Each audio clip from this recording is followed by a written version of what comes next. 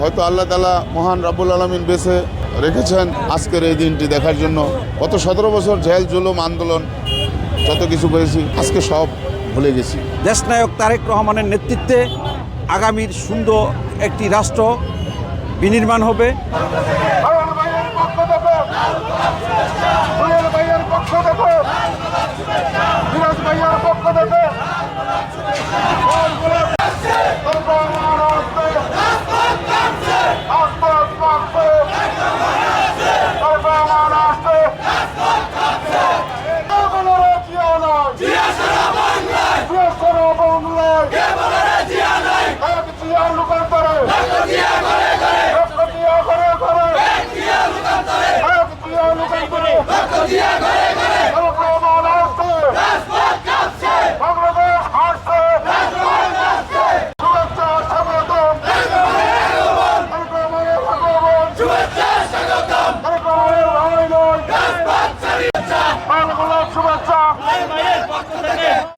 টাই এলো ইনোভার, যেন আপনি লাইফে থাকেন রেডি প্রতিদিন। Innova, designed for now. গত 17 বছর আন্দোলন সংগ্রামের মাধ্যমে আমরা জুলাইয়ের একটি স্বাধীনতা পেয়েছি। যে স্বাধীনতায় আমার সহযোদ্ধা অনেক ভাই শহীদ হয়েছেন, অনেকে পঙ্গু হয়েছেন।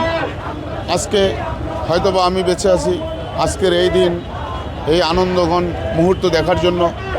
আমরা গত 17 বছর একটি স্লোগান রাজপথে দিয়েছিলাম যে তারেক রহমান বীরের বেশে আসবে ফিরে বাংলাদেশে।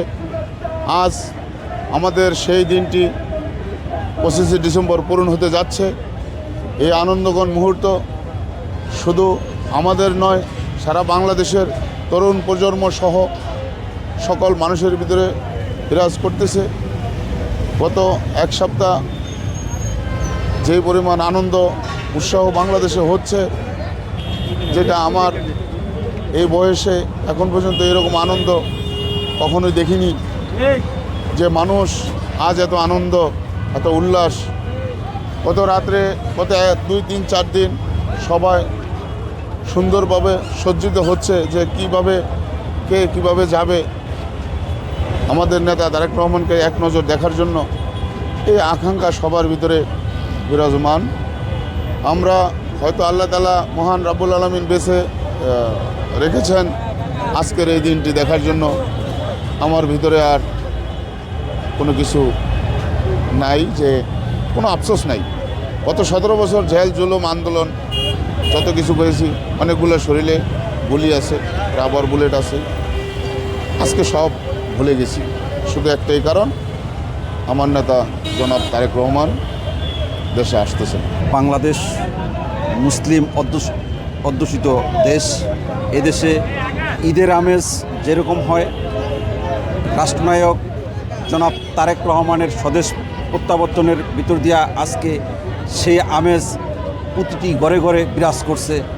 প্রত্যেকে আনন্দঘন মুহূর্তে এই সমাবেশে অংশগ্রহণ করছে। আজকের এই দিনে আমার দেখা ঢাকা মহানগর মোহাম্মদপুর থানা যুবদলের নেতৃবৃন্দ, অর্থাৎ বিগত 17টি বছর মহিউদ্দিন, আক্তার হোসেন রনি, কাদের, তাদের নেতৃত্বে মোহাম্মদপুর যুবদল অত্যন্ত সুসংগঠিত ছিল। তারা দুর্দিনে প্রতিটি প্রোগ্রামে তাদের সর্বোচ্চ দিয়ে অ্যাটেন্ড করছেন। এমনিভাবে বাংলাদেশের প্রতিটি প্রান্তে যারা গণতন্ত্রকামী, প্রতিটি নেতাকর্মী এই দলের জন্য কষ্ট করেছেন, তাদের সুদীর্ঘ বছর আন্দোলনের ফসল বাংলার রাখাল রাজা শহীদ প্রেসিডেন্ট জিয়াউর রহমান এবং দেশনেত্রী বেগম খালেদা জিয়ার সুযোগ্য সন্তান জনাব তারেক রহমানের আগমনের ভিতর দিয়া আজ এক আনন্দঘন মুহূর্ত বিরাজমান করছে সকলের মাঝে। আমরা এই আনন্দঘন মুহূর্তে প্রত্যাশা করব দেশনায়ক তারেক রহমানের নেতৃত্বে আগামীর সুন্দর একটি রাষ্ট্র বিনির্মাণ হবে। সাম্য, মানবিক মর্যাদা এবং সামাজিক ন্যায় বিচারের ভিত্তিতে সুন্দর একটি রাষ্ট্র পরিচালিত হবে ইনসাফের ভিত্তিতে। আমরা সকলের কাছে সেই প্রত্যাশা করি এবং আমরা যাতে আজকের এই প্রোগ্রাম সুন্দরভাবে সম্পন্ন করে সকলে শান্তিপূর্ণভাবে ঘরে ফিরতে পারি সেই প্রত্যাশা করি। জনাব দেশনায়ক তারেক রহমান আসছে, নয়ন ভাইয়ের নির্দেশনায়, মঈন মামার সহযোগিতায়, আক্তার মামার সহযোগিতায় এবং কাদের মামার সহযোগিতায় এই ঢাকার মোহাম্মদপুরের বিগত এক সপ্তাহ যাবৎ মঈন মামা, আক্তার মামা এবং কাদের মামার সর্বোচ্চ সহযোগিতায় মানুষ অক্লান্ত পরিশ্রম করে যাচ্ছে।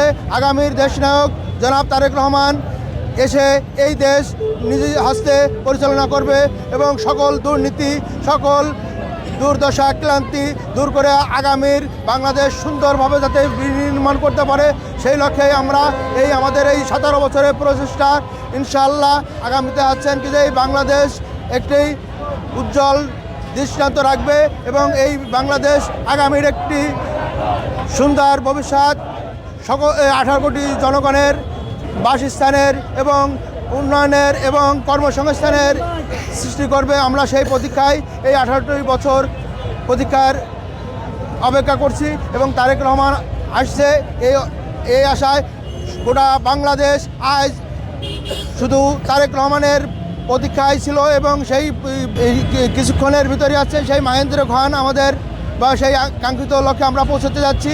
আশাবাদী বাংলাদেশ, আগামীর বাংলাদেশ সুন্দর, সাবলীল ও সাংগঠনিকভাবে আছে মজবুত হবে, জাতীয়তাবাদী দল মজবুত হবে, দেশের মানুষ শান্তিতে থাকবে।